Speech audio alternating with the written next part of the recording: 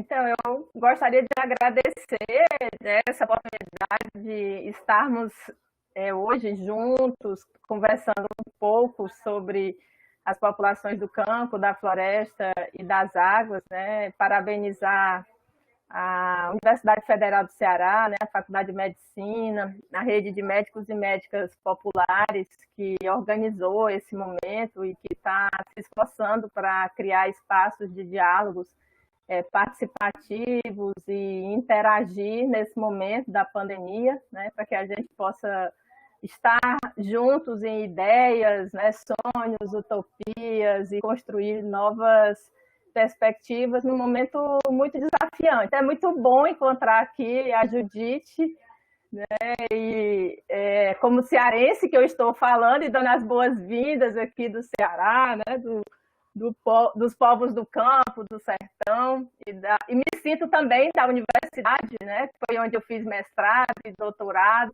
então me sinto parte também da estrutura da universidade, e é um prazer estar aqui com vocês hoje. Mas eu acho que a gente tem que começar a fala pela a floresta, pelo campo, pelas águas, pelas representantes legítimas, né, que são aqui a Judite, a Eleonice e o Leandro também. E aí, Rafa, qual que é a proposta de tempo para isso, né? Já atrasamos bastante, eu acho que precisávamos fazer uns acordos aqui para conduzir esse momento, né? Porque estamos começando já um pouco atrasados.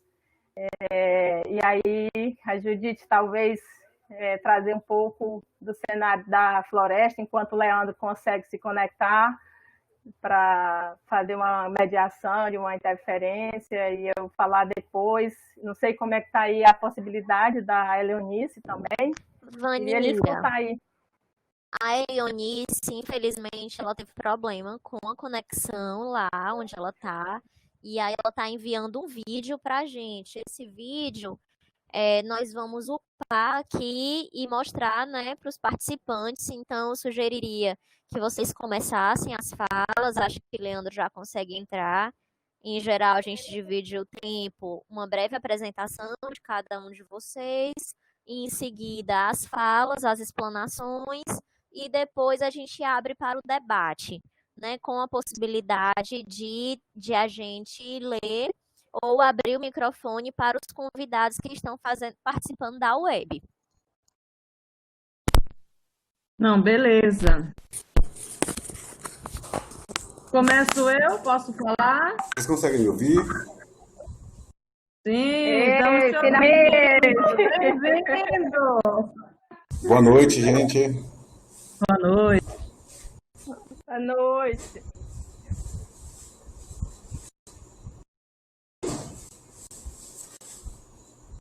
Vocês estão me ouvindo? Eu não estou ouvindo vocês. Estou aqui tentando. Aqui a tecnologia tentando. Eu estou te ouvindo muito bem. Ótimo, então. Então, boa noite a todos e todas, né, na nossa atividade de hoje. Acabou que temos um atraso aí, mas nós vamos correr contra o atraso agora para a gente poder dar conta, né? Primeiro é um prazer receber aqui três pessoas maravilhosas aqui, né? Uma que é a Eleonice, lá do estado da Bahia, pescadora, né? Que também, além de ser pescadora, também tem um papel muito importante na luta, né? Das mulheres negras, das mulheres pescadoras no estado da Bahia e do Brasil. Companheira Judite dos movimentos atingidos por barragens, né? Do estado do Tocantins também, que tem toda uma trajetória de luta, né, e de organização popular em defesa da vida, né, acima de tudo, e também em defesa da saúde, né. E a companheira Vanira aí, que sempre esteve junto com a gente nos movimentos populares, também presente nas suas pesquisas, né, junto às populações do campo, da floresta e das águas, e tem sido uma parceira muito grande para dar visibilidade do ponto de vista da ciência para essas populações também, tá, gente? E aqui sou Leandro, sou médico do MST, da Rede Nacional de Médicos Populares, e vou fazer essa mediação, né? E para mim é um prazer fazer essa mediação, né, nesse momento e que a gente vive uma pandemia, e que essa pandemia ela também vem assolando, né, a essas populações, né, porque elas já vinham sendo assoladas por outras questões também. Então é importante que a gente possa falar um pouco sobre isso, porque nós não estamos falando somente dessa pandemia que está nesses territórios. Além disso, nós temos outras situações que sempre ocorreram também e que muitas vezes são invisibilizadas. E a gente não quer que essa população siga invisibilizada perante o que pode ter de adoecimento e também de óbitos referente à Covid-19 nos territórios, tá? Então nós teremos aí a ideia que a gente possa começar aí com a companheira Judite, falando um pouco dessa dimensão, né, do que é a luta dos movimentos atingidos por barragem nesses territórios, né, também, mas como é que é o enfrentamento e como é que é a situação dessas populações na região amazônica, né, já que ela está no estado do Tocantins, né, que tem ali a porta da região amazônica, e com a população que tem uma diversidade muito grande de vida, né? E é importante que a gente traga isso porque nós temos um diferencial para as populações, né? As populações do campo da Floresta das Águas, elas têm uma coisa que diferencia da população, por exemplo, das grandes cidades ou das cidades, que é o modo de vida. Então, esse modo de vida ele também é afetado por essa pandemia. Esse modo de vida, né, ele deve ser levado em conta pelas equipes de saúde da família que trabalham nesses territórios, né? Esse modo de vida, ele é importante para a gente poder compreender como é que essa população se organiza e como é que a gente pode aprender, né, a cuidar nesses territórios.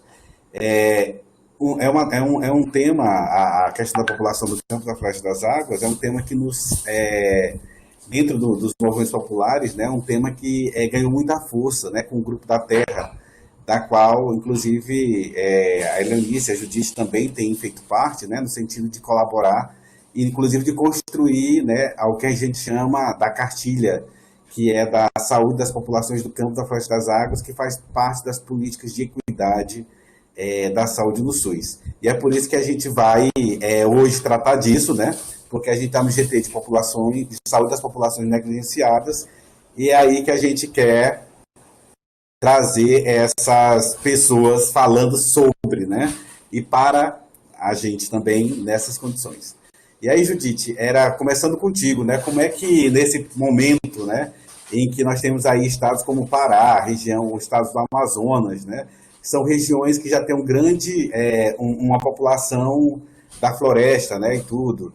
E trazendo um pouco aí para o estado do Tocantins, inclusive, né, trazendo um pouco do que é essa luta também do movimento, né, pela vida e pela saúde, e com a chegada dessa pandemia, como é que isso, né, afeta os territórios, né, como é que fica a questão do acesso ao serviço de saúde, e como é que a gente pode criar possibilidades de enfrentamento nessas condições, né, nesses territórios, que são os territórios dos movimentos atingidos por barragens, né, e dentro do espaço das florestas, né, que a gente chama aí. Mas também essa relação que você conhece aí no Brasil também, do campo e das águas, afinal, você como mestre em saúde pública e também, né, da luta popular com outros movimentos, está sempre nessa conexão, né, a gente está sempre em conexão nesse processo, tá bom? E aí a gente poderia dar aí de 15 a 20 minutos para cada uma, tá bom? Para a gente poder depois ter perguntas e a gente poder discutir, tá certo? Judite, com a palavra. Então, boa noite a todas e todos. Para mim é uma alegria poder rever. A Jorge entrou ali, sumiu também, mas eu estou muito feliz. Eu acho que está dando para escutar. Feliz de poder participar com vocês, de ver aí a Vanira, né? O Leandro, e também a Helenice, ela não está, né? Mas eu fiquei feliz quando eu disse oba, e com certeza todos que compõem o Grupo da Terra, né, devem estar nos assistindo nesse momento. Eu acredito que é um momento complexo, difícil, também um momento em que a gente pensar na questão do cuidado com a vida. E quando a gente fala um pouco da nossa região, da região norte do Brasil, E eu gostaria também de trazer presente, eu que tive o privilégio de participar o ano passado do Sino da Amazônia, né, representando a população, né, dos atingidos por barragem.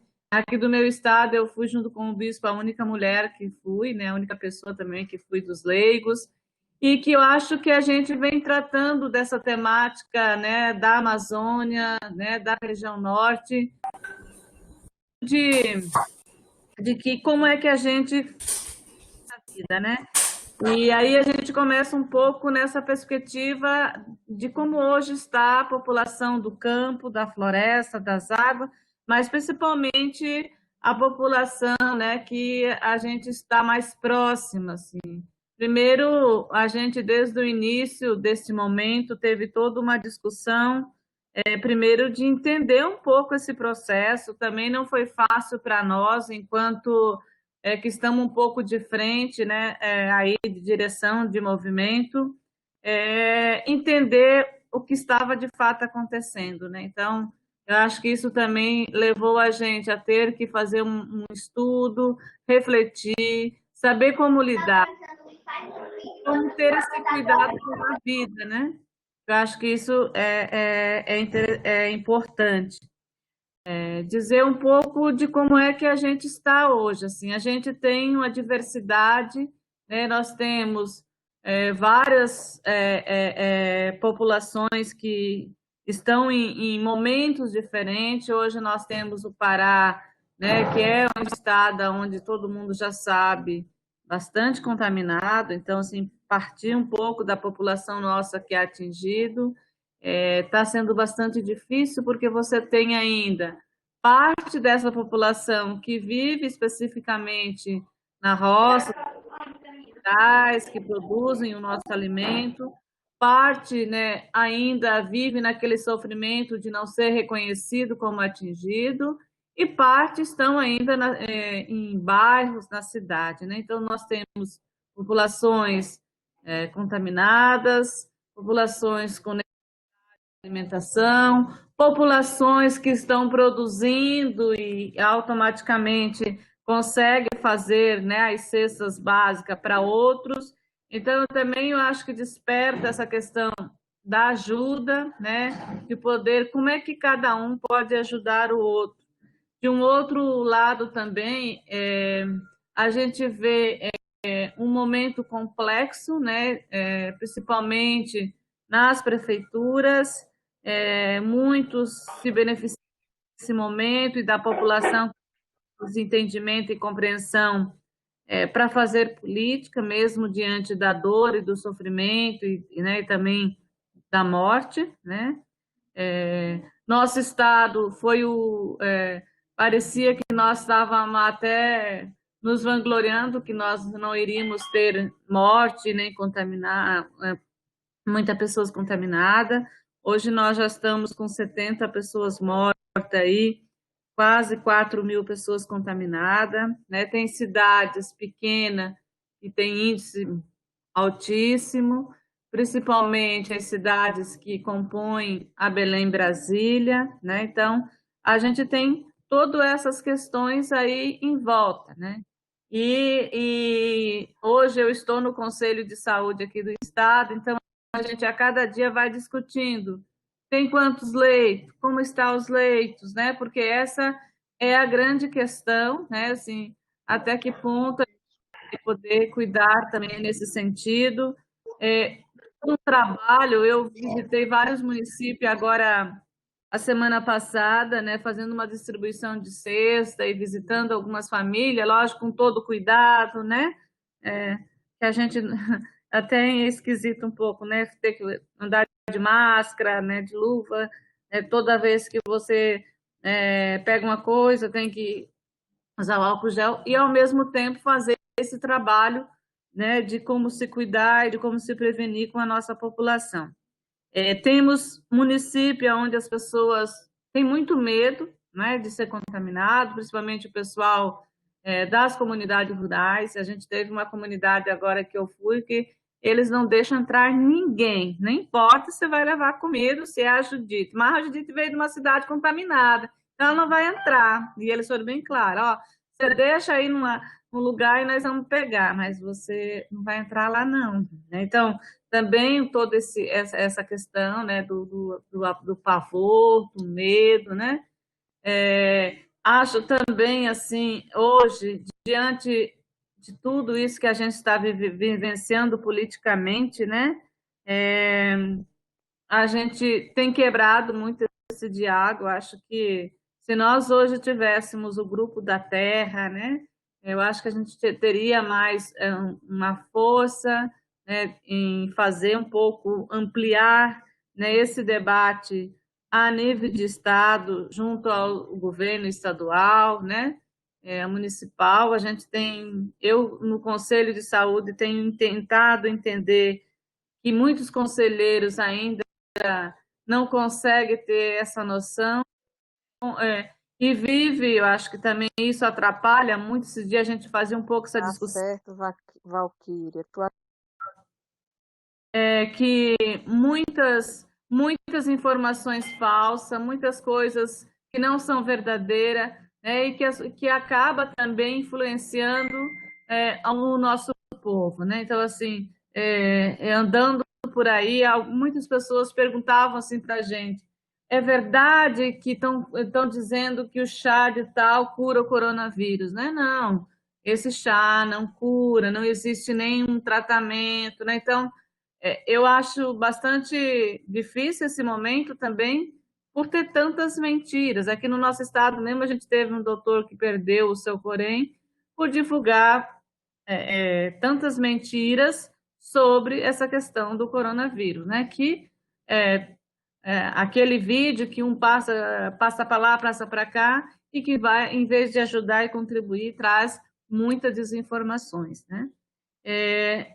Colocar um pouco, assim, eu acho que do lado nosso, né, de como é que a gente está tentando. Então, nós temos tentado muito discutir a questão da produção, principalmente a produção agroecológica, e ajudado também as famílias nesse momento de como é que, de fato, elas, mesmo diante de tudo isso, os nossos trabalhadores continuam trabalhando, produzindo, né? Quem tem sua terra continua trabalhando, né? Mesmo lá na sua comunidade, né? Mas como de fato com esses cuidados. Então, eu acho que nesse panorama, né, assim, e também a gente tem muito aprendido a se reunir desse jeito, né, nas redes sociais. Eu acho que é muito aprendizado, porque um dia o trem está funcionando bem, outro não, mas a gente tem tentado, né, fazer tudo isso. E no outro trabalho que a gente tem feito, tanto no Pará, né, um pouco nessa região mais do norte, Rondônia, aí, tá sempre tentando ligar para as pessoas, né, através do WhatsApp, então tentando passar essas informações. O movimento fez alguns vídeos, né, de todo esse cuidado, também com as crianças, né, também um pouco que a gente tem vivenciado nesse momento também com as nossas mulheres, um índice altíssimo de violência contra as mulheres, né? Então, a gente também tem trabalhado, muitas vezes tendo que, né, diante desse momento, trabalhar com algumas companheiras que têm que sair das suas casas e para outros espaços, né? Contribuído nessa questão da denúncia da violência contra as mulheres. E também nessa produção aí da máscara, né? Como a gente produzir o próprio álcool gel, tendo toda uma discussão aqui no nosso estado com a Universidade Federal, né? Que também tem contribuído muito nesse processo. E acredito que seja um pouco isso, né? Que a gente tem aí. E nós, enquanto movimento, estamos tentando fazer um debate de que o máximo de famílias que estão no Bolsa Família, que aquelas ainda que não estão aí na conta de energia de baixa renda. Então, a gente está fazendo todo um levantamento, né, acompanhando essas famílias, isso não só aqui na região norte, mas no Brasil todo, para poder acessar e tentar receber esses benefícios. E, no mais, né, dizer que para muitos tem sido ficar dentro de casa, principalmente as populações que a gente acompanha aí mais das periferias, né, que não foram para a terra dos nossos atingidos, que tem sido um momento bastante de precariedade, né, de dificuldade.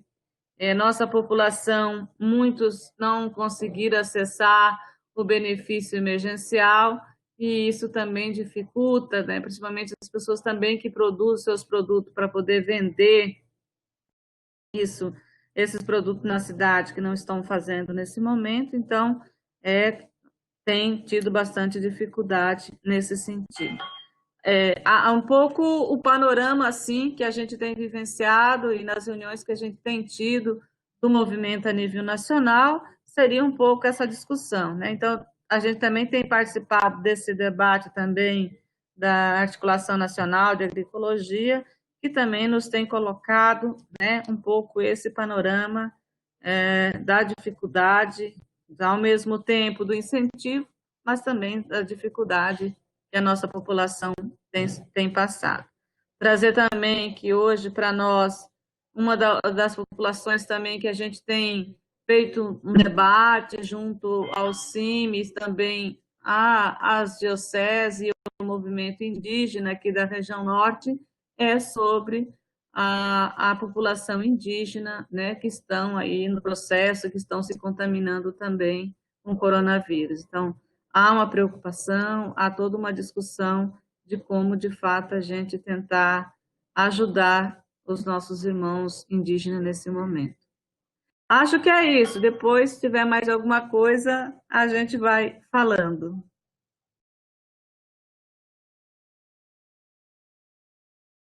Cadê o nosso mediador?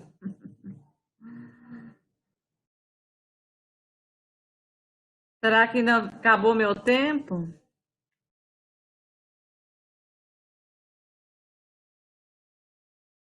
Oi, Judite. Eu acho que o nosso mediador teve outro problema de conexão. Eu não gerenciei seu tempo, não. Eu estava aqui muito atenta, sem preocupação com o seu tempo, né? A mamãe está falando. Você concluiu? Sim, eu concluí. Eu acho que eu trouxe um pouco. Eu acho que depois, se a gente tiver que colocar mais alguns elementos, e aí a gente vai discutindo, então. Acho que não sei, agora é tu que fala, é? Bom, o mediador sumiu, então eu vou falar, né? Aproveitar que o microfone está aberto, sem mediador, para controlar o tempo. Então, gente, os desafios da tecnologia, né, que estão colocados aqui nessa live, dialogam muito com os desafios de acesso à comunicação que as populações do campo, da floresta e das águas têm, né? Então, quando se está lá nesses territórios, é sempre um desafio como esse que a gente está vivendo, e nós estamos aqui na capital, né? O Leandro está aqui em Fortaleza, eu também, e mesmo assim estamos tendo o desafio de nos mantermos conectados. Então, o desafio de comunicação é um grande desafio que a gente tem quando fala das populações do campo, da floresta e das águas. E aí, falar desse grupo, né, de populações, e apesar da gente reconhecer que essas populações vivem uma série de transtornos e uma série de negação de acesso a políticas públicas no Brasil, né, historicamente, e uma política de extermínio, né, assim, desde 1500 que as populações que vivem nessa relação estreita com a natureza vivem uma relação de extermínio simbólico, cultural, né, material, pela falta de possibilidade de acessar direitos. Mas eu sempre tenho tratado essas populações a partir da sua dimensão positiva, né? E eu brinco assim que trabalhar com essas populações é trabalhar com uma perspectiva de vida que sobrevive há séculos, há milênios, e que sobreviverá sempre, né? Porque exatamente essa população não é apartada da essência que é o viver, que é estar vinculada com a natureza, né? Então, é uma integração do ser humano ao seu princípio básico, que é a... Leandro, você voltou, Leandro? Fernando, você ligou o microfone. Tentando voltar, viu? Mas não, tem outra pessoa que não está sendo ligada, então. Ok, você voltou aí. Leandro? Tá me ouvindo? Estou lhe ouvindo. Pronto, tô aqui. Pode seguir, Vanira. Estou ouvindo aqui. Pode seguir, por favor. Pode seguir. Eu não sei quanto tempo já eu estou falando, não, hein? Porque aí eu já me aproveitei aqui do tempo sem mediação. Vai, cronometrando aqui o tempo. Pode seguir, tá bonito. Tá bom. E aí, eu olho muito a partir desse lugar, né? Desse lugar que é um lugar que se sobreviveu sem acesso a políticas públicas, que se sobreviveu sem acesso a tecnologias, e que se sobrevive, né, mesmo com toda uma política do Estado brasileiro de extermínio. Então, essa população ela tem uma sabedoria, né? E essa sabedoria está muito alicerçada no modo de vida dessa população, né? Então, esse modo de vida ele traz grandes possibilidades para gerenciar crises que essas populações vivenciaram ao longo dos tempos, né? Então, isso acontece com a população indígena rotineiramente, com os acampados, com os assentados, né? Então, a gente teve no Brasil, nós estamos falando de um grupo populacional que é muito forte no Nordeste e no Norte do país, né? Então, a população do campo, da floresta e das águas, elas estão fortemente concentradas num território geográfico brasileiro que sempre foi um território de exclusão social, né? Por parte do Estado brasileiro, a forma como o Estado brasileiro olha. E aí, quando se fala nisso, tem que se pensar que isso também acontece na ciência, na produção do conhecimento científico, né? E esse conhecimento científico que olha para essas populações ao longo desses tempos, ele tende a ser um olhar que nomina esses grupos populacionais de arcaicos, de atrasados, que escolhe viver no mato, no meio do mato, em vez de viver na cidade, né? Então, há uma construção também dentro da ciência de uma leitura, né, de como olhar para essas populações.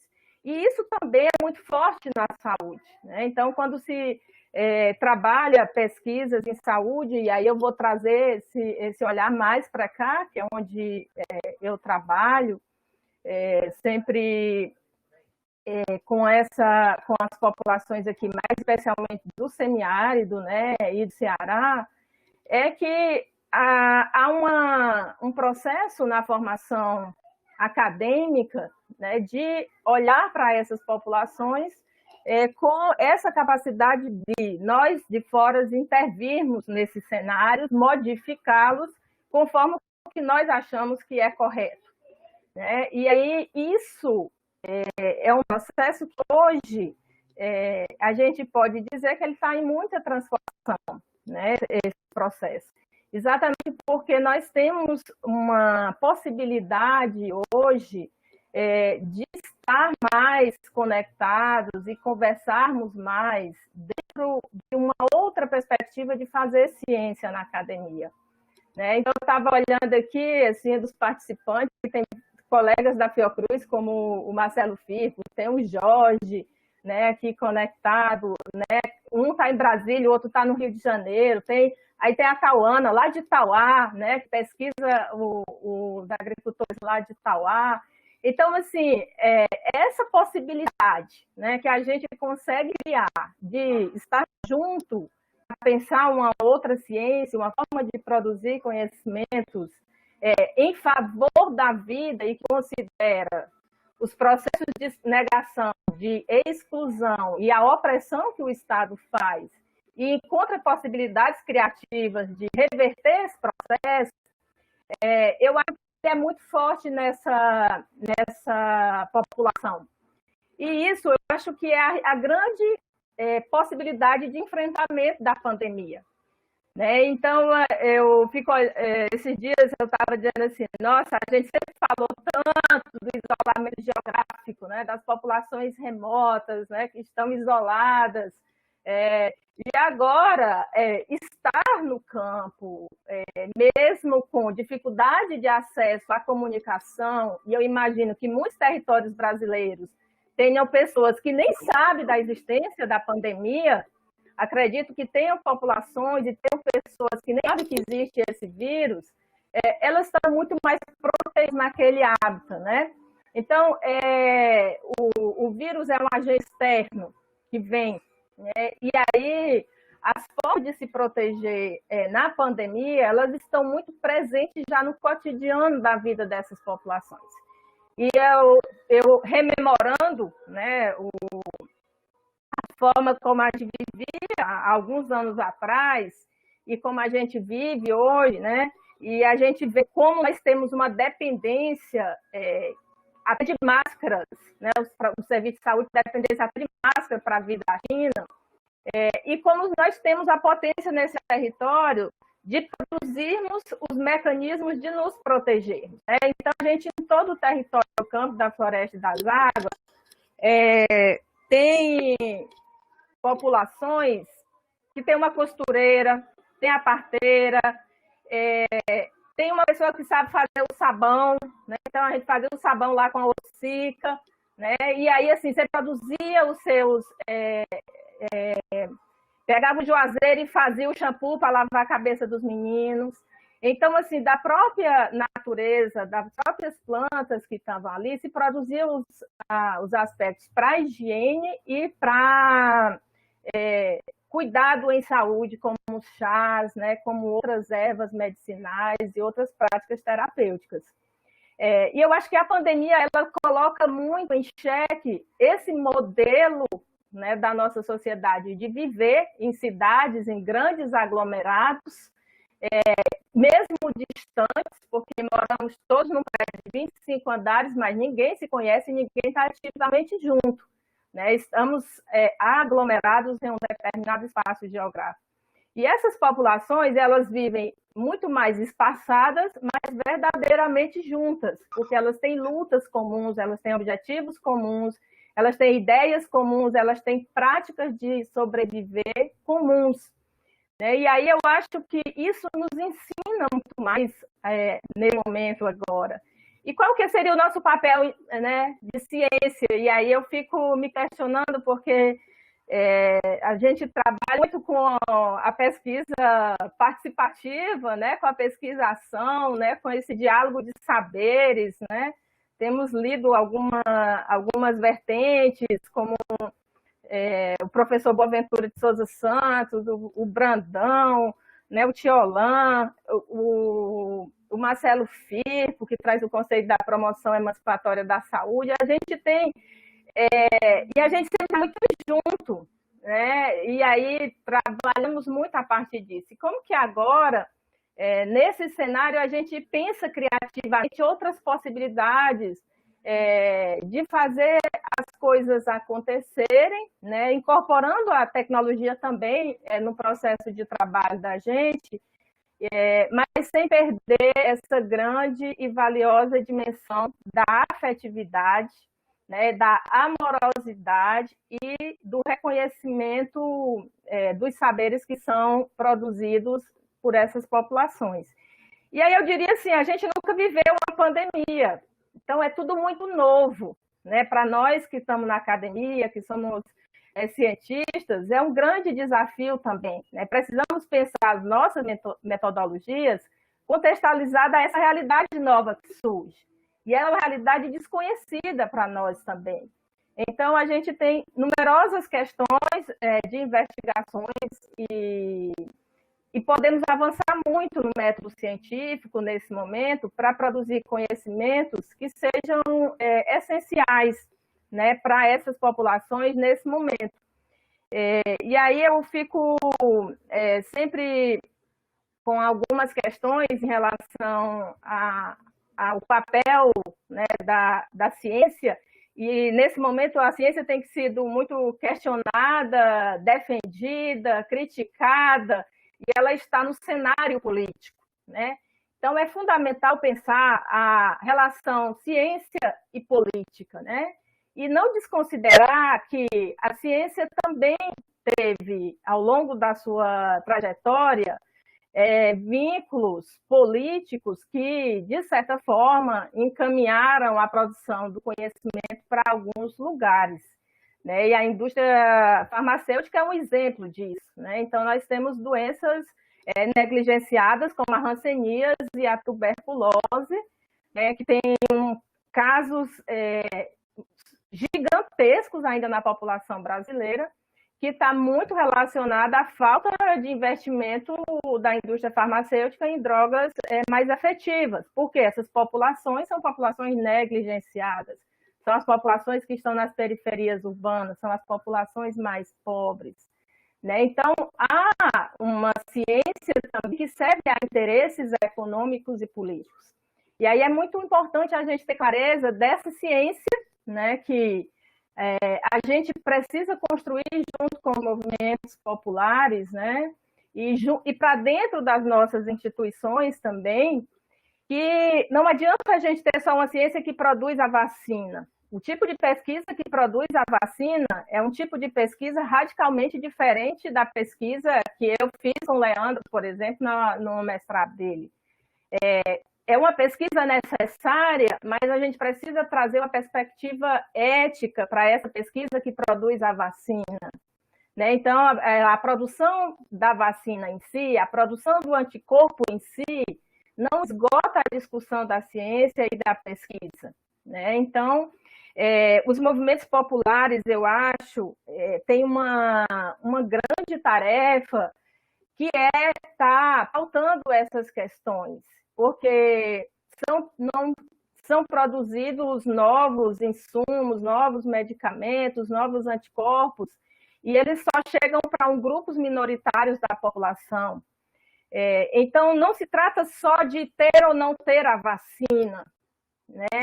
E então, a proteção à saúde das nossas populações do campo, da floresta e das águas hoje, em relação a esse vírus, a gente não pode só pensar assim, vai ter a vacina resolver o problema. Não.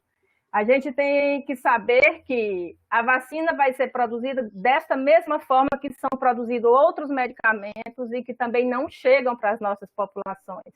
Como não chegam os leitos, como não tem o carro para a equipe de saúde da família se deslocar até a comunidade rural mais distante, como o agente comunitário de saúde não tem um curso de formação, porque o agente comunitário de saúde é um trabalhador que trabalha para populações vulnerabilizadas, então o Estado permite que ele não seja qualificado, porque o conhecimento que ele vai levar a essas populações não interessa.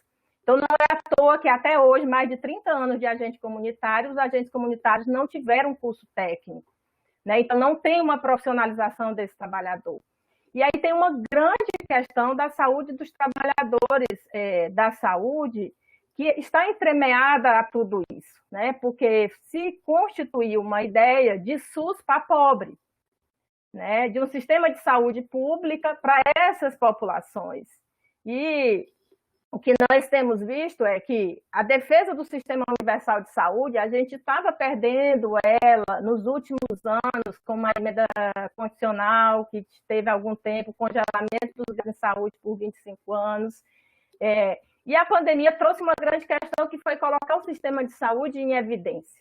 E aí a gente precisa pensar esse sistema de saúde para essas populações. Qual é o sistema de saúde que a gente precisa ter? Que nós precisamos construir, ele não está dado, né? Quando essa política era uma política de equidade, A equidade era um dos princípios do SUS desde 88. O PACS e a Estratégia de Saúde da Família, elas foram implementadas e nos seus primórdios dizia que, inclusive, deveriam ser prioritariamente nesses territórios. E anos depois, a gente vai fazer um conjunto de políticas de equidade, porque isso não aconteceu. Então, essa luta, ela é uma luta cotidiana que nós precisamos fazer, né?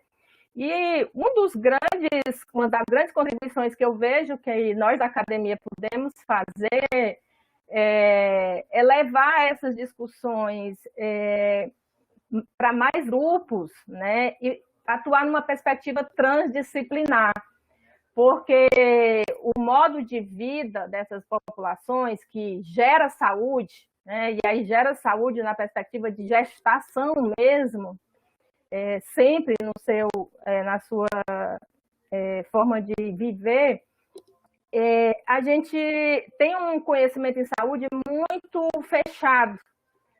E aí dialogar com outras áreas do conhecimento, outras áreas de saber, e os movimentos eles nos ajudam muito nesse sentido, né? Porque eles trazem uma leitura mais ampla da realidade a partir dos problemas que eles estão vivenciando nos seus corpos, no cotidiano da vida.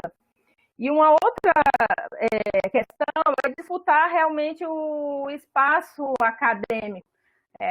Né? Eu falei para o Leandro, vai ter o Congresso Mundial de Saúde Pública lá na Itália, mande seu trabalho para lá. Leandro, mas nós não vamos ter dinheiro para isso, mas a gente manda mesmo assim.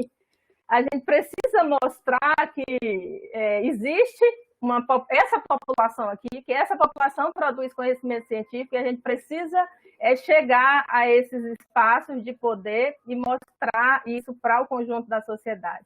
Então, a visibilidade acadêmica, ela é fundamental para que a gente avance em novas práticas de ensino e de pesquisa dentro dos nossos espaços de atuação enquanto pesquisadores, né? E aí a solidão é sempre muito grande dentro desse espaço, né? Não quer dizer que você se debruçar sobre isso, você vai ter um grupo ou um conjunto de pessoas imbuídas de pensar sobre isso, né? Então, os nossos pensares acabam sendo reflexões, muitas das vezes, solitárias, e esse diálogo ele é muito mais pujante com os movimentos, né? Com as comunidades. E aí eu acho que isso ajuda também para que a gente avance nessa construção.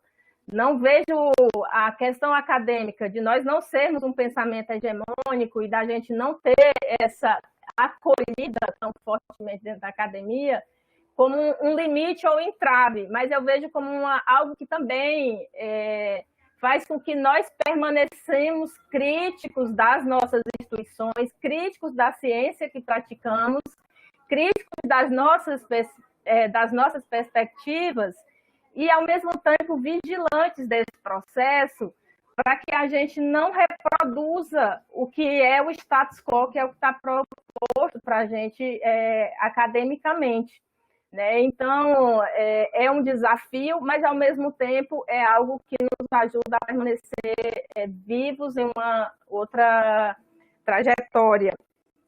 E aí, a palavra que eu queria, digamos assim, deixar para a gente nessa live é que eu acho que a pandemia ainda vai matar muita gente, né? Mas eu acho que não acredito que seria os governos, as políticas estaduais ou municipais que vão dar conta de salvar vidas das populações mais vulneráveis. São elas mesmas que dão conta disso, né? Produzindo as suas máscaras com as costureiras locais, produzindo o seu sabão com as plantas que tem lá, produzindo as seus chás, seus medicamentos, e se mantendo no seu lugar primeiro morar, de viver e de se reconhecer como gente. Eu sei que é muito difícil. O açúcar eu não produzo aqui, Vanira. O café eu não produzo aqui. Eu tenho que ir lá na cidade comprar o café. Eu tenho que ir lá na cidade comprar o açúcar. Aí eu posso ir só uma vez no mês. Né? E aí, assim, uma questão que acho que a gente tem que pensar muito nisso é que as populações que estão nos territórios ditos rurais são populações predominantemente idosas hoje em dia. Né? Então, a gente tem um processo de populações idosas e masculinas nos territórios rurais. Né? E aí nós precisamos proteger os nossos idosos que estão nos territórios rurais. E como que nós fazemos isso, né, para que eles não precisem ir na cidade para comprar um café ou um açúcar, né? Porque grande parte do que ele precisa, ele produz ali naquele território e ele consegue tirar ali.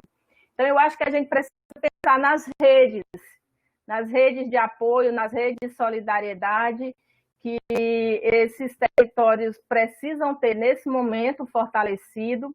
E aí tem uma questão fundamental, que é a questão do transporte e da água. Né? Então, a água, finalmente, no Ceará, esse ano a gente tem muito, né? Então não dá para a gente reclamar.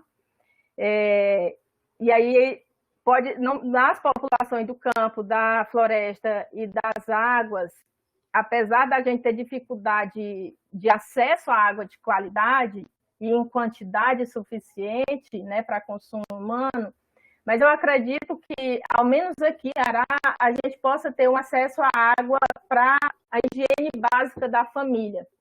E aí é um tema, né, que a gente da saúde sempre trabalha desde o princípio, né? A escabiose, a sarna, a questão da higiene. E a questão da higiene, ela é a visão com que se trabalhou sempre na saúde foi uma visão muito ruim, né? Que foi uma visão sempre de olhar desse jeito que eu disse, de um olhar de fora.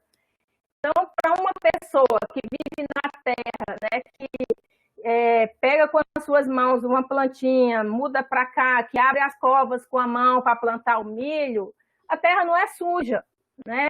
Então ela lava a mão e a unha dela fica com a terra aqui. A terra faz parte dela, é tudo muito junto, né? Então, assim, como que nós trabalhamos essa questão sem separar esse ambiente, mas mostrar esse cuidado que é preciso ter com ele? E aí, o vírus é muito legal porque ele coloca o humano e o humano. Né? Então, não foi a Terra que causou a doença. Né? O vírus vem de uma pessoa para outra pessoa. Né? E aí coloca nós humanos como potentes ameaçadores da vida do outro. Mesmo sem saber, eu posso ter um vírus que vai matar alguém. Né? Eu posso ser assintomático. Né? Então, essa questão da relação humana consigo mesmo e a sua capacidade de matar e de promover a saúde, eu acho que é uma questão que a gente precisa conversar muito nesses tempos da pandemia, né? Porque é como o nosso corpo virou arma, né? E aí, e de uma forma extremamente opressora, massiva, né? E você nunca pensou de ser alguém que gerasse morte, levasse morte, mas você pode ser essa pessoa. Né? Então, os profissionais de saúde estão vivenciando muito isso, né? As pessoas que são assintomáticas também.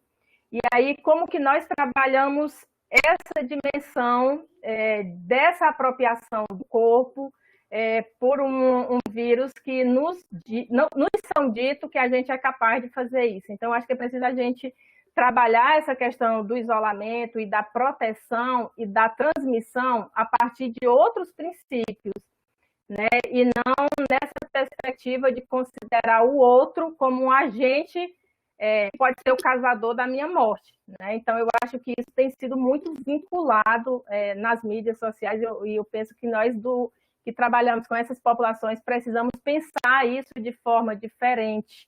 né? Porque o humano ele deve promover encontros que fortaleçam o outro humano, e eu só sou com você, né? Então, esse com você, eu não posso ser a partir de uma relação de desconfiança, de uma relação de opressão, de que o outro pode ser o agente causal da minha morte. E eu acho que isso tem sido muito difundido com essa discussão do isolamento social, né? E aí, defender que as pessoas fiquem em casa, mas numa perspectiva diferente, eu acho que também é uma tarefa para as comunidades pensarem. Já dei 20 minutos, né, Leandro? Passou tão rápido, viu? Mas pode fazer suas conclusões, Vanira. Tem perguntas aqui também, mas pode concluir aí. Tá bom, então vou concluir aqui. Então, eu penso que nós estamos no momento de pensar a ciência, a política e as populações, campo da floresta e das águas, a partir desse modo de vida que traz grandes lições para o enfrentamento da pandemia. E aí a pesquisa, nós acadêmicos, né, pesquisadores, estamos vivendo um momento muito doloroso, né, para todos nós, que é o não saber. O acadêmico não gosta de não saber, né? Ele quer saber e quer ter respostas, né? Porque ou ele é o professor, ou ele é o pesquisador. E eu não queria falar de estatísticas, e não vou falar de estatísticas nem de números, porque eu acho que uma questão central para a gente pensar nesse momento é a vida e a morte de cada ser, né? E cada ser importa. E essa fala eu tenho feito ao longo da minha vida, porque diz assim, mas a população do Campo da Floresta das Águas é bem pouquinha gente. Por que você não vai pesquisar a população aqui da favela do lado da Fiocruz, que é muita gente? E pesquisar lá na zona rural de Novo Oriente é muito caro.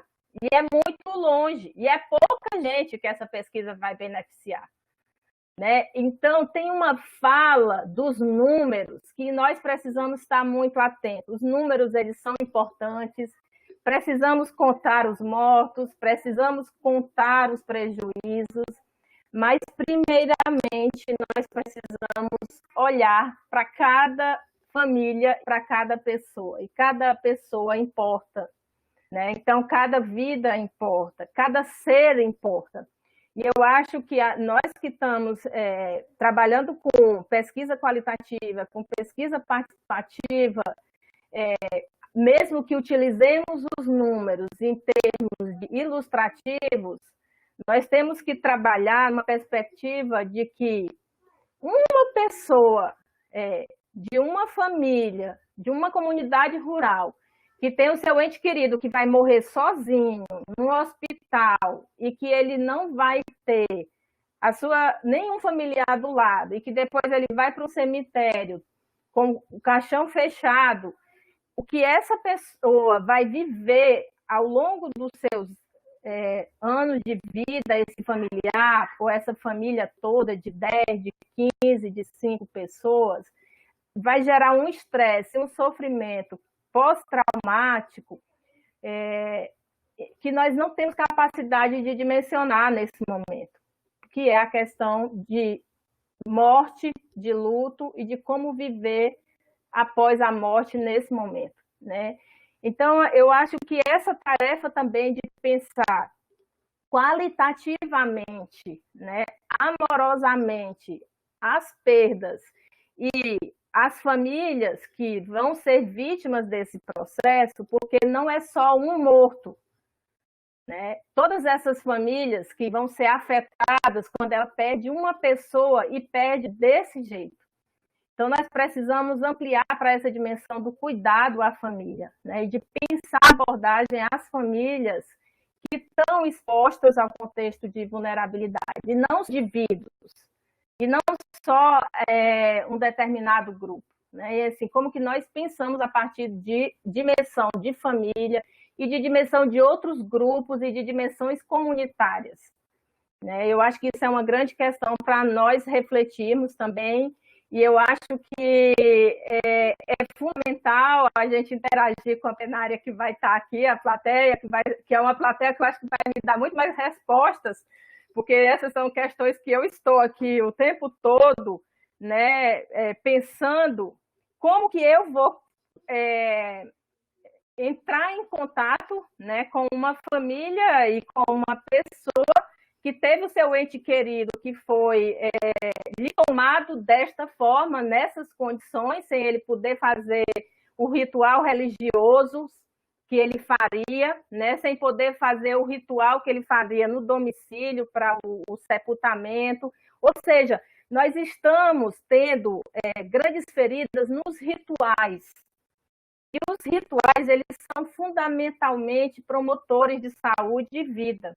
E eu acho que nós da saúde, e a gente tem uma grande dificuldade de lidar com essa dimensão da espiritualidade, dos rituais, das práticas culturais, e nós tratamos a pandemia só como uma questão de lavar as mãos para evitar que o vírus entre e fique em casa, né? E aí eu acho que nós precisamos ampliar as formas de cuidar e proteger essa população, considerando esses outros aspectos. E como fazer isto? Eu deixo essa pergunta para a plenária que está aqui, né, com alguns participantes, falando para a Judite, porque eu não sei responder. Obrigada, gente. Muito obrigada aí, Judite Vanira, pelas suas colaborações assim imensas, né? E aí agora a gente poder fazer aqui, ver algumas perguntas que tem, né? E a gente poder lembrar que dentro de que a Vanira fala, hoje a população brasileira, que segundo o IBGE vive no campo, né, em torno de 15%, né? Ou seja, nós temos em torno de 30 milhões de brasileiros e brasileiras que vivem no campo, floresta e águas, né, chamado zona rural, né, pelo IBGE. E essa população, ela tem um número grande, né? Em número grande porque é mais do que a população de muitos países da América Latina, inclusive. Então, a gente tem esse grande número de pessoas que estão aí. E aqui no estado do Ceará, por exemplo, nós temos hoje em torno de 2 milhões de pessoas que vivem no campo. Se a gente for ver, né, quase um quarto da população do estado também. E aí, só lembrando uma das coisas trazendo um pouco aí do que a Judite, a Vanira fala, né, dessa formação, né, que a gente tem também dentro da academia, ou seja, em que momento a universidade, as instituições de ensino, elas preparam as pessoas para lidar com esses territórios, né? Então, sempre o modelo de formação ele vai muito no urbano, tanto na formação da graduação, como da pós-graduação também. É importante a gente poder repensar isso, né? Trazendo um pouco disso também, dessa reflexão, né? E essa disputa de narrativa ela é fundamental, né? Para a gente poder fazer essa defesa do SUS e tal.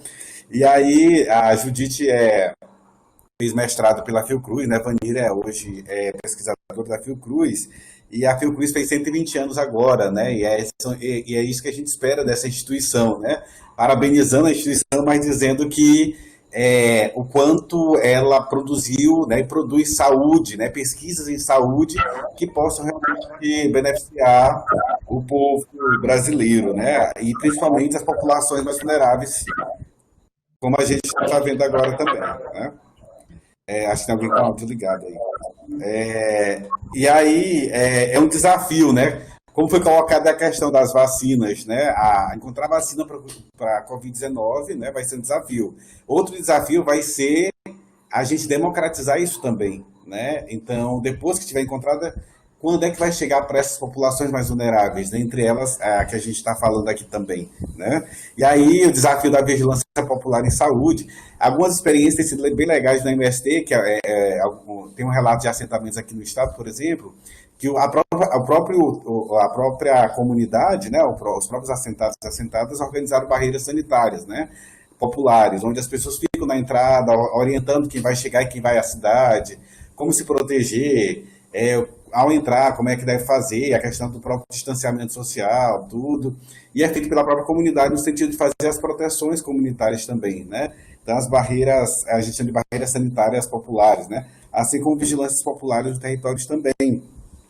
Então, é importantíssimo que os movimentos populares busquem, né, essa visibilidade e busquem também esse cuidado, né? E aí, finalizando aqui, para a gente passar para esse momento das perguntas, que a política, né, nacional de saúde das populações do campo, da floresta e das águas, né, que é uma construção do Estado com os movimentos populares, né, é importante dizer que só foi possível em um momento que a gente teve um governo progressista, um governo popular, né, mais próximo ao povo, para poder ter essa política, senão não teria, né? E hoje o Grupo da Terra, que foi o que ajudou a construir, praticamente não existe, né? E não é zero possibilidade da gente retomar num governo ultraneoliberal e fascista que a gente tem no momento, que inclusive odeia, né, a essas populações, né? O quanto eles puder tirar, né, impedir a reforma agrária, impedir poder colocar, né, mais barragens para poder destruir o meio ambiente e tudo, sem nenhuma cuidado com a vida, será realizado. Então, nós temos um desafio para além da Covid-19 também, com os nossos territórios, com as vidas nesses territórios, porque muitas vidas estão sendo levadas também pelo assassinato no campo, na floresta e nas águas, né? Então, você defender isso hoje você também encontra o projeto que está aí do Estado assassino, né? E aí tem a participação aqui da Jorge Mesquita aqui, né, que traz uma fala aqui, Judite, para você, viu, Judite? Nessa perspectiva da tua fala, né, ativar um comitê de vigilância sanitária popular do Grupo da Terra, né, ou seja, um plantão virtual e teleconferências semanais, né, seria interessante para poder a gente fazer essa conexão nossa, né? Então, e o Marcelo Firpo também traz uma aqui, traz uma saudação para a gente, né, e tal, para o amigo Jorge também. E várias ações já têm acontecido com povos indígenas, pescadores, camponeses, no autocuidado e vigilância frente à Covid, né? E também com agricultores no cuidado, né, das cidades e grupos vulneráveis também com as redes de agroecologia solidária. Então, como aproveitar essa oportunidade para transformar a saúde coletiva, né, para transformar a saúde coletiva e o SUS? Temos aqui outras também, né, que estratégias, né, e vocês vão vendo aí como é que vocês podem ajudar nesse debate, né? Que estratégias vocês consideram que poderiam ser pensadas junto à formação de profissionais de saúde, né? Que outras metodologias e produções de saber vocês têm visto, né, como exitosas? Tauana, né, que faz essa pergunta, que é muito legal, né? A Tauana também traz isso, que é muito legal a ideia do pesquisador, né, lidar com o não saber, porque acontece muito de o pesquisador chegar e colocando a população estudada no lugar, né, objetificado, né? Você não é o dono do conhecimento que vem e é um objeto que está ali que você vai estudar, né? Então, muitas vezes é trazido isso, não é na perspectiva de, inclusive, da pesquisação, como a Vanira traz também, né? Outra, aí para finalizando aqui esse bloco, né, o Marcelo Firpo traz uma questão aqui que fala sobre a epidemiologia da vida, né, vai além dos números. Os centros são as pessoas, as relações. Uma epidemiologia do amor seria possível com o paradigma existente? Né? Outro desafio de resposta. Conrado, né, Pavel de Oliveira, fala aqui, pensando na necessidade de diminuir essa solidão dos pesquisadores e trabalhadores para fortalecer nossas redes, para vocês que participaram do Grupo da Terra, o grupo permanece articulado com diversos atores e movimentos sociais, pesquisadores, mesmo sem possibilidade de incidência dentro do Ministério da Saúde na conjuntura atual? Há fissuras nesse muro tão fechado? Né? Então, a Judite aí trazer um pouco de como é que a gente está andando. E é isso, gente. A ideia é a gente poder, né, seguir a conversa aí. Tem algumas pessoas aí que estão nos assistindo nessa webconferência e dizer que é um momento muito bom, né, estar ouvindo vocês, porque nos permite a gente refletir sobre as nossas organizações, né, os nossos movimentos populares, nos refletir sobre o nosso papel no enfrentamento da Covid-19, né, e mais do que tudo, a gente repensar estratégias de luta, né, também diante de um momento conjuntural que o nosso país vive. Então, os movimentos, né, as instituições, elas têm esse papel de ajudar a catalisar essas mudanças também. Então, a gente poderia começar com a Judite aí, com as perguntas feitas, Judite, para ver o que ajuda a gente a refletir. Pode ir lá. Então, assim, um pouco pensando aí na fala do Jorge, né, sobre esse momento da gente criar um espaço, de fato, a gente está já aqui muito na nossa região, um pouco já fazendo esse debate, mas via muito mais no debate da agroecologia, que eu acho que entra um pouco a fala do Marcelo, né? Mas talvez a gente ainda esteja localizado, né? Talvez pensar um pouco com... E no nosso grupo, nesse momento, a gente não tem pessoas, por exemplo, da universidade, né? Talvez seria pensar as pessoas da Fiocruz, como é que, de fato, a gente amplia um pouco essas experiências, né? Assim, por exemplo, assim, eu não sei, na tua fala você trouxe, né, o que está sendo feito. Então, quais experiências que a gente está fazendo e que a população está fazendo e que tem contribuído? Eu acho que talvez um momento para a gente trocar um pouco essas experiências, né? Falar, aqui nós estamos fazendo assim, desse jeito está dando certo, né? Uma outra questão que eu acho que esse é interessante, essa troca de trabalho, de experiência, né? Que eu acho que cada grupo, cada espaço está fazendo.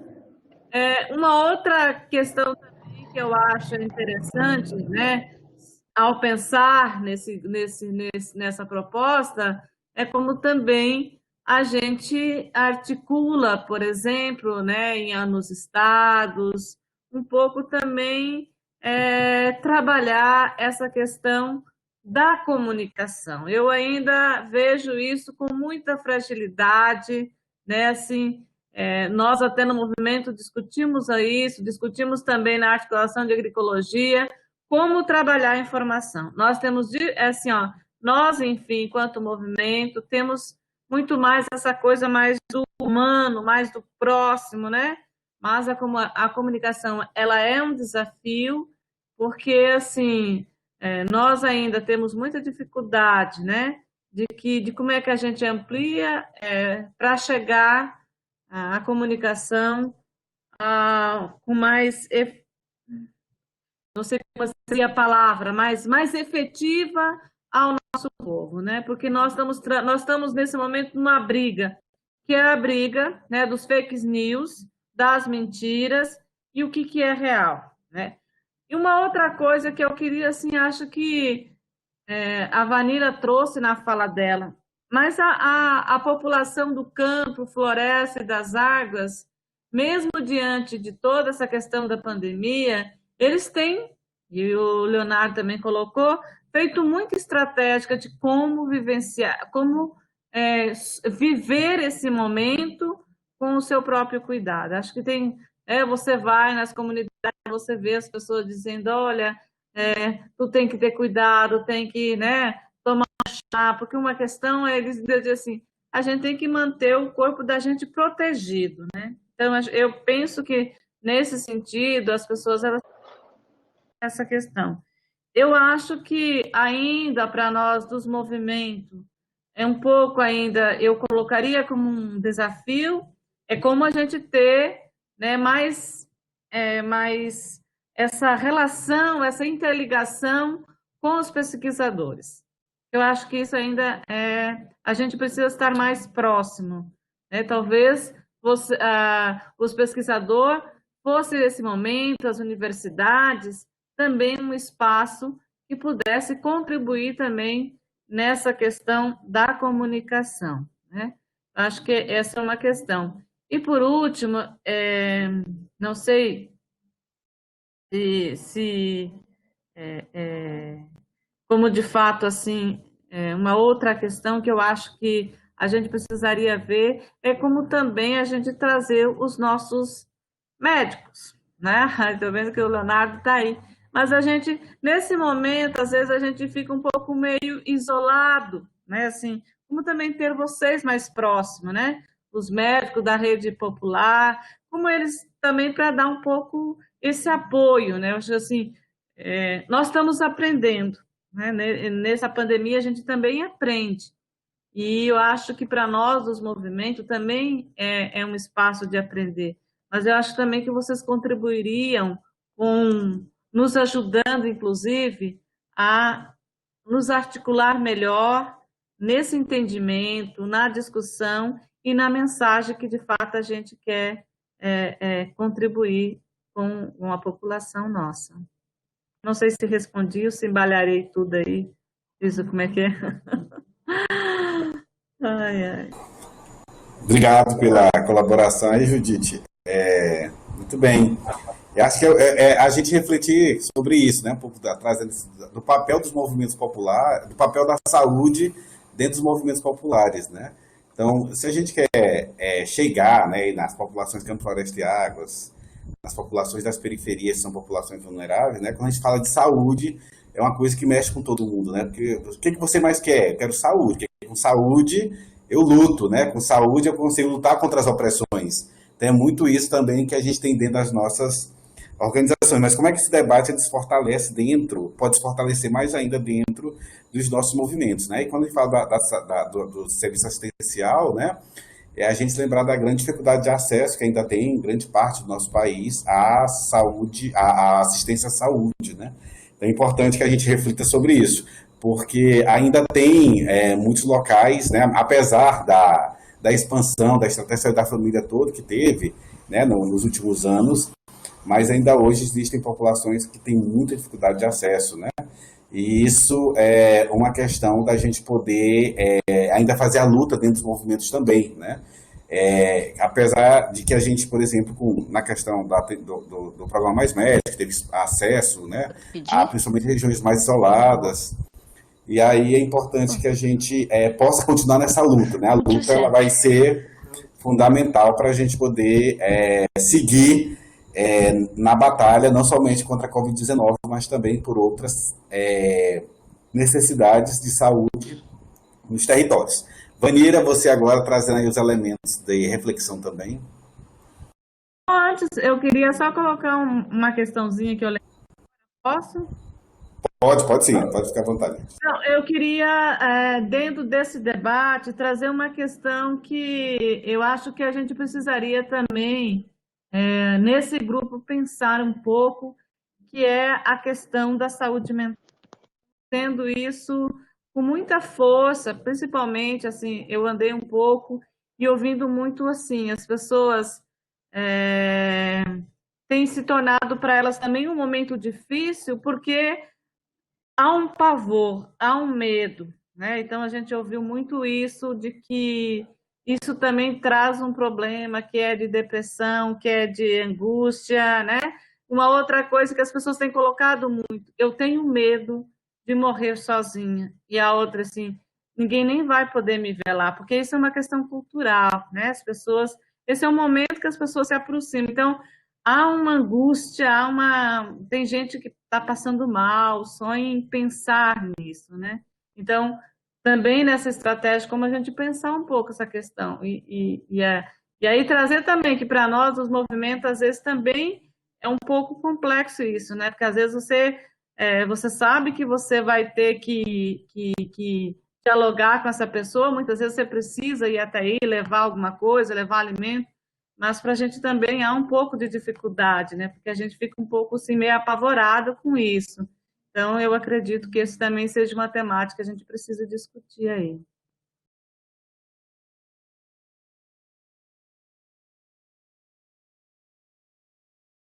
Pronto, obrigado, Vanira, com a palavra.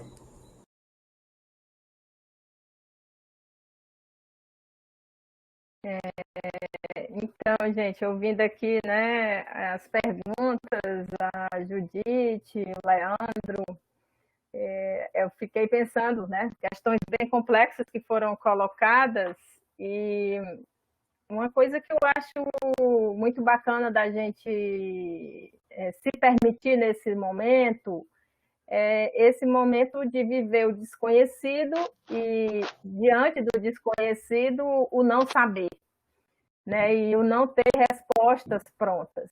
isso dá uma potência criativa muito grande, né? Porque a gente tem... todas as pessoas não sabem,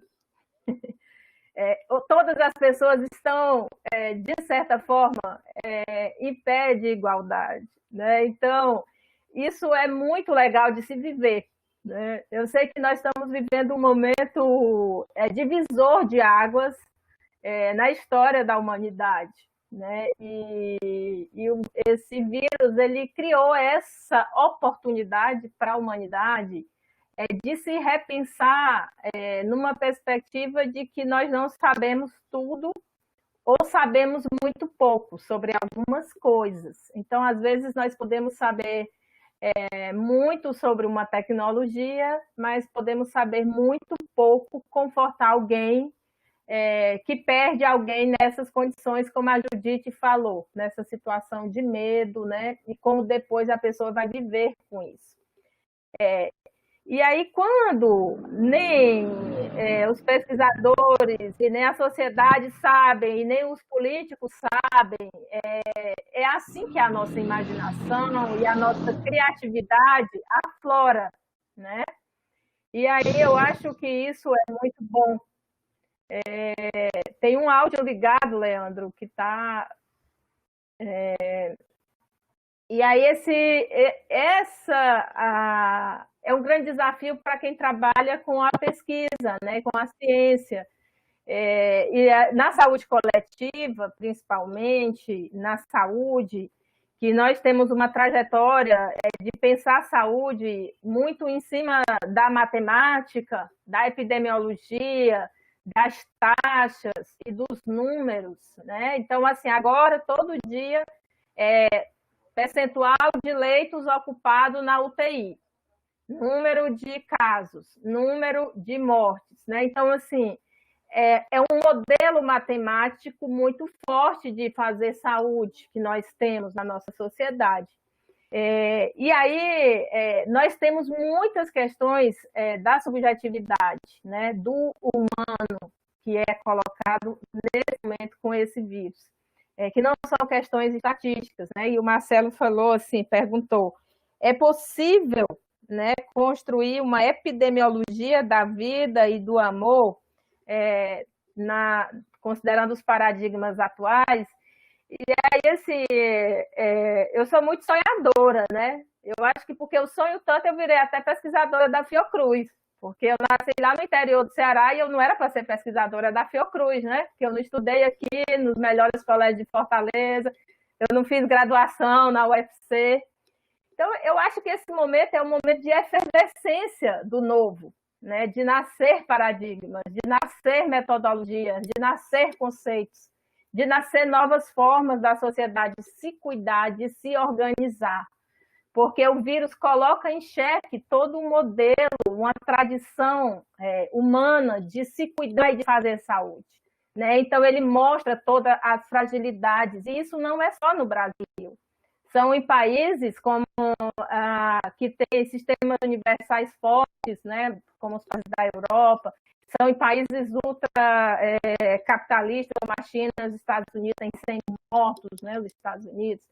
Então, assim, se coloca a forma de nós cuidarmos de gente, dizendo assim, ó, nós não sabemos fazer isso bem e a gente precisa pensar isso, né? Então, eu acho que é um momento criativo, apesar de que é na dor. Mas acho que a dor e o amor, eles são sempre muito próximos e muito juntos para nos permitir crescer e avançar, né? E lutar por novas realidades. Então, eu acredito que nós aqui hoje, né, conectados, e nós não teríamos criado essa live, né? E eu não estaria aqui vivendo esse momento no presente com a Judite, que faz tanto tempo que eu não encontro, se não fosse esse cenário desalentador. Então, é um momento de se pensar, né? É um momento de se refletir e de se criar. E aí eu acredito que nós temos essa possibilidade, sim. E a saúde coletiva e o SUS, né? Diante disso tudo que a gente está vivendo.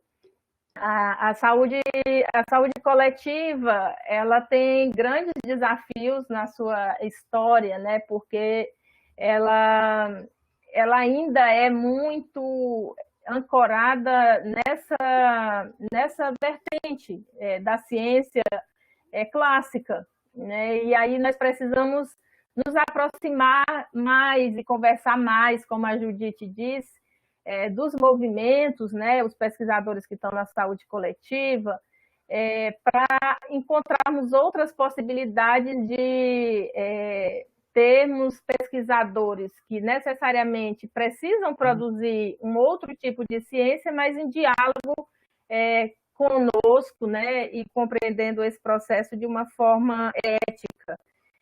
Na UTI, a pessoa vai estar lá entubada, inconsciente, e todos os procedimentos são bem técnicos, bem invasivos, é um lugar que não se vai ter tanto diálogo como, por exemplo, numa unidade básica de saúde, né? Então, a competência necessária ali é uma competência muito técnica, né? E uma competência na atenção básica, por exemplo, a relacional e ético-política precisa ser muito forte, né? E do médico que está lá na atenção básica e do médico que está na UTI. E aí alguém pergunta dos modelos de formação. Eu acho que os modelos de formação eles têm que dialogar com isso, né? O que é essa pessoa, né, que a gente está formando? Quem é ela e para que ela está sendo formada? O que nós não podemos é tratar uma formação em saúde como se ela fosse única para todos os cenários, para todos os povos. Então, um médico de UTI que trabalha com um ambiente fechado, com pacientes totalmente dependentes, é diferente de um médico da atenção primária que precisa trabalhar com pessoas que são autônomas e que ele precisa fortalecer a autonomia, a cidadania, né? E a autonomia do paciente que não tem autonomia dentro de um leito de UTI. E aí os processos de formação eles precisam estar contextualizados, sobretudo, né? E aí, a partir disso, eu acho que a gente tem muitas metodologias já criadas e eu acho assim, nós estamos aprendendo muito com essas tecnologias novas também, como fazer coisas, né? Fazer essa live hoje, por exemplo, é um aprendizado para todos nós aqui, se conectar, ouvir, fazer teste, acessar, né? Não é fácil, cada plataforma é de um jeito, de uma forma, então nós temos aprendido muito nesse processo, estratégias de comunicação, de formação, de fazer educação, que nós não sabíamos até 2 meses atrás. Então é preciso a gente sempre estar contextualizando os cenários de prática, né? Então, que cenário de prática é esse? E aí eu acho que se a gente se embasa numa ética e numa solidariedade com os povos e com os sujeitos alvos do cuidado, nós conseguimos criar metodologias que respondam aos problemas concretos que as pessoas trazem para nós, né? E nos colocam, seja dentro da formação enquanto estudantes, seja na pesquisa, seja no serviço de saúde. Nós, aqui no Ceará, né, eu acho que a Judite, né, diz precisamos estar mais juntos com os médicos, precisamos estar mais junto com os pesquisadores. Aqui no Ceará a gente tem tido uma boa oportunidade, né, porque acho que a proximidade geográfica, a gente até tem conseguido estar um pouco junto, né, aqui a Fiocruz Ceará. Não sou só eu, né? Sou eu, tem o Fernando Carneiro, tem a Ana Cláudia, que temos tentado nos conectar com os movimentos, fazer trabalho com as pescadoras, né? com o MST, com as populações do campo, tá junto com o CETRA, junto com outras entidades, para pensar a saúde, né? Mas eu entendo que é um grande desafio, né, para as nossas agendas de pesquisadores e para as agendas dos movimentos, porque os temas são muito distintos, né? E aí, para os tempos dos profissionais de saúde também é bastante complexo tudo isso, né? Agora mesmo nós deveríamos iniciar dois mestrados profissionais, eles estão suspensos porque os profissionais estão trabalhando na linha de frente da pandemia, e então o tema que nós trabalhamos a gente não consegue fazer isso tudo junto. Mas eu acho que há um esforço, né, aqui de fazer isso, né, da rede de médicos, dos movimentos daqui, dos coletivos. A gente conseguiu junto, né, Fiocruz e movimentos e outras entidades, e universidades, como a UES, a UFC, fizemos 2 conferências livres, né, de saúde das populações do campo, florestas e águas. Né, com a participação da Fiocruz Brasília, a gente conseguiu fazer aqui um curso de especialização, fizemos um outro, né, pela Fiocruz Ceará. Então, nós temos algumas iniciativas. Eu acho que também a gente precisa, talvez, conseguir dar mais visibilidade a isso para animar outros estados e outras pessoas, e a gente se pensar, talvez, mais regionalmente também, né? Porque com essa sobrecarga, às vezes a gente pensa muito localmente. E eu acho que esse alerta da Judite é muito importante a gente se considerar, porque os desafios são muito comuns. E aí, mais cabeças junto, pensando, a gente tem mais chance de achar alternativas que sejam mais efetivas. Então, agradecer por esse espaço, por essa oportunidade, né? Parabenizar ao Leandro, à Judite, aos participantes que estiveram aqui conosco. Hoje é uma sexta-feira à noite, né? Então, a gente vê a implicação, o engajamento de cada um que está numa sexta-feira à noite, ouvindo, né, nossas falas aqui, interagindo, trazendo questões. Então, a gente vê toda uma rede de solidariedade, de envolvimento, de participação. E é muito bom para nós também termos esse contato com vocês. Dizer que estou lá na Fiocruz Ceará, estou à disposição sempre que precisarem, dentro das minhas limitações, a partir do lugar de que não sei, não tenho respostas, mas que eu estou disponível para a gente pensar e criar coisas juntos que sirva para minorar o sofrimento e a dor que as nossas populações estão vivendo tão fortemente nesse momento dessa pandemia. Muito bem, muito boas reflexões aí trazidas por Vanira também, né? E aí, gente, a companheira Leonice teve dificuldade de acesso, né, pela questão de internet, né?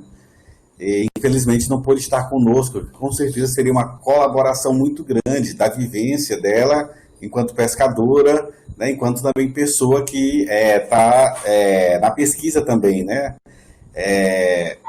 Lá na Bahia, né? Então também traz elementos da vivência, mas também da construção de saberes dentro da população das águas, né? E aí ela mandou uma mensagem aqui para a gente, um vídeo, né, que a gente vai projetar agora para que a gente possa ouvir, ler e ouvir, e aí a gente em seguida faz as considerações finais, né, do momento, e aí vamos ouvi-la aqui para a gente poder sentir um pouco da população das águas também.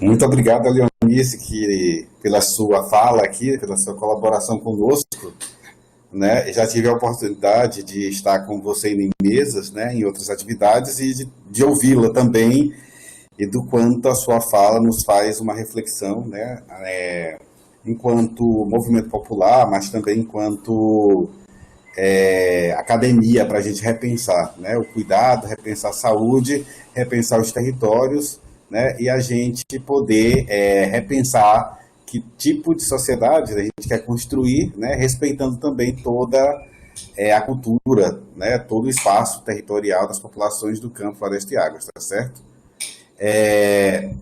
Então, gente, a gente já vai fazer as considerações aqui, né, foi um momento, né, de riqueza, e aí eu passaria agora para a Judite fazer as considerações finais, só dizendo aqui que o vídeo dela seria muito maior, né, mas aí a gente não teve, como não foi possível carregar para poder a gente colocar em tempo, e aí ela fez uma fala mais curta, né, mas com certeza teria mais colaborações para a gente também, da Leonice, né. A Judite para fazer as considerações finais, 2 minutinhos, a Vanira depois, os 2 minutinhos também, e a gente finaliza o nosso momento. Judite. Então, eu queria agradecer aí de coração ao Leandro, né, por ter convidado a Vanira, né, sempre animada aí nas suas falas, e a Helenice, que para mim ela é uma grande mulher que ensina muito, né, e obrigado a todas as pessoas né, que estão aí nos assistindo, também que escreveram, né, fizeram também aí as suas contribuições. E como proposta, eu acho que a gente depois, já, Leandro, você que puxou aí, pudesse pensar, quem sabe, né, mais para metade de junho, a gente fazer novamente esse momento, né, para a gente poder conversar, talvez ver a possibilidade de mais outros representantes dos movimentos, né? Acho que movimento de mulheres, acho que também é interessante, né, a gente fazer um pouco uma conversa sobre como é que está a situação também das mulheres, né, que tem tido bastante questões. No mais, muito obrigado. A gente sempre aprende, né? Aprende um com os outros e gostei aí da sua fala, Vani. Aprendi 3 coisas interessantes. Agora não vou dizer, mas depois eu converso. Muito obrigado, né? E acho que é um desafio aí a gente poder conversar de longe, assim, né? Poder estar perto, olhando, mas distante, e aprendendo também a usar aí a tecnologia, né? Eu acho que a gente tem muito ainda esse ano, né? E esses dias aprender. E que, de fato, né? O nosso coração amazônico, né, nos traga aí nessa relação, essa ligação, essa interligação com a natureza, com a vida, né, com a produção, com a agroecologia, mas principalmente com o cuidado da vida, né? E que, de fato, nós possamos olhar para nossos irmãos e irmãs do campo, floresta e água, como de fato fosse um pedacinho de cada um de nós, e que, mesmo cada um no seu estado, possamos cuidar deles distante. Boa noite a todos e todas. Vanira.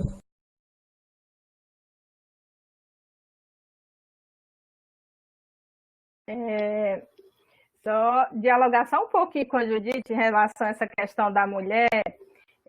Essa semana, dia 19 agora de maio, eu tive numa banca de qualificação de doutorado de uma professora de Altamira, né, no Pará, e ela vai fazer uma pesquisação com as mulheres que vivem a experiência do parto, né, lá na zona da floresta, né, as populações ribeirinhas, sem conseguir ter acesso ao serviço de saúde, com as parteiras tradicionais. Então, ela vai trabalhar com as parteiras tradicionais e com as mulheres, e também com os profissionais de saúde, que alguma vez fez pelo menos uma consulta de pré-natal daquelas mulheres, né, naquele contexto.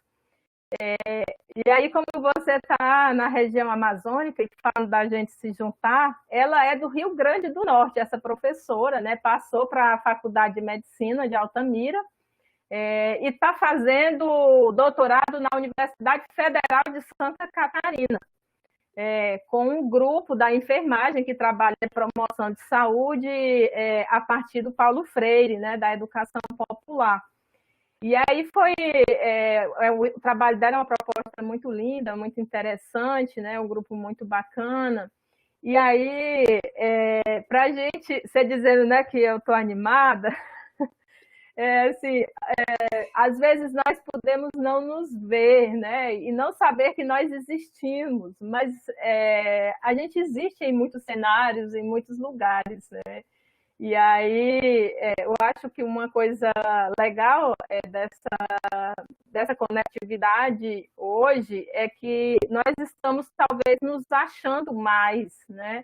E nos encontrando mais, porque a gente também está muito ameaçado, né? E assim, nós estamos muito ameaçados, estamos sob riscos, e aí precisamos também nos encontrar mais. Então, eu vi uma pessoa do Nordeste, lá da Amazônia e do Sul, né, se juntando para contribuir com as mulheres ribeirinhas. E fiquei muito feliz, né? E a gente fez uma banca assim, virtual, foi bem desafiante também. Mas essa coisa da gente tentar se achar, né, e estar mais juntos em redes e mostrar que a gente não é tão pouco e tão insignificante, eu acho que isso é também uma grande tarefa nossa, né? Tanto nós que estamos na academia como estamos no movimento. E aí eu acho que você trouxe uma questão muito central para a gente. E aí o meu agradecimento, sim, vai muito para o Leandro, né? Porque ele se tornou meu mestrando, né? Lá no mestrado da Fiocruz. E eu falei assim, nossa, o que eu vou ensinar para esse menino? O menino já fez medicina em Cuba, já está há 7 anos trabalhando na Barra do Ceará, é do MST. O que eu vou poder ensinar para ele aqui nesse mestrado, né? E foi meu primeiro mestrando, né? Do mestrado. Eu sou recém-pesquisadora, né? Estou há pouco tempo na pesquisa, né? Trabalhei muito tempo como profissional de saúde. E aí a gente tem uma relação muito horizontal, né? E aí eu acho que está muito, muito bom a gente poder praticar essa relação educando, educador, né? Pesquisador, participante da pesquisa, dessa forma, né? Se reconhecendo, se valorizando o lugar de cada um. E aí, esse momento aqui, eu acho que ele foi muito isso, né?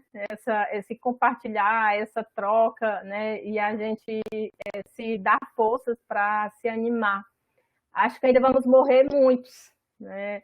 Eu vi a flexibilização aqui, a agenda do governo do estado, do Ceará, né? Em relação ao controle da pandemia.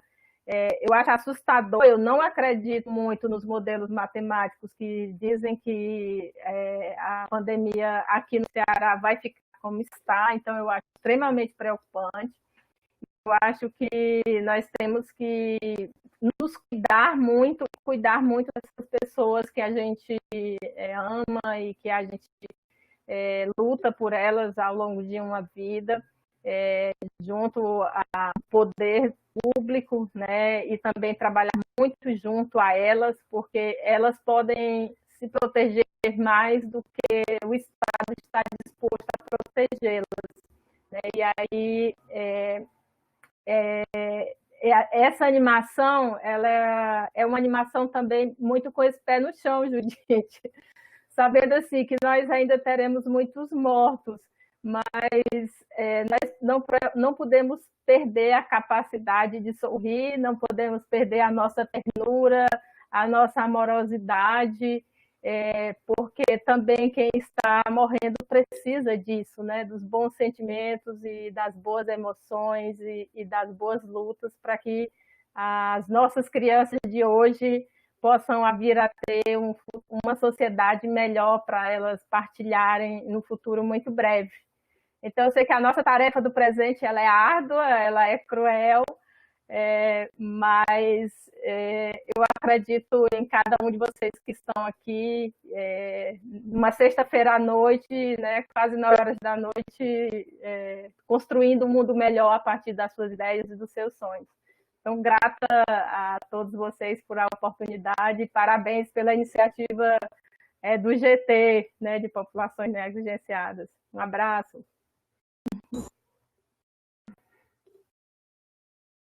Então é isso, gente. A gente vai finalizando aqui, agradecendo primeiramente a mesa, né, a Judite que se dispôs, né, mesmo sendo nessa última semana, mas se dispôs aí a estar junto conosco e a colaborar com esse momento, né, e uma pessoa que tem uma história aí muito grande também na luta do MAB, né, dos movimentos ativos por barragem, assim como também no Grupo da Terra, né, e toda a sua colaboração com a saúde nesse grupo também, né.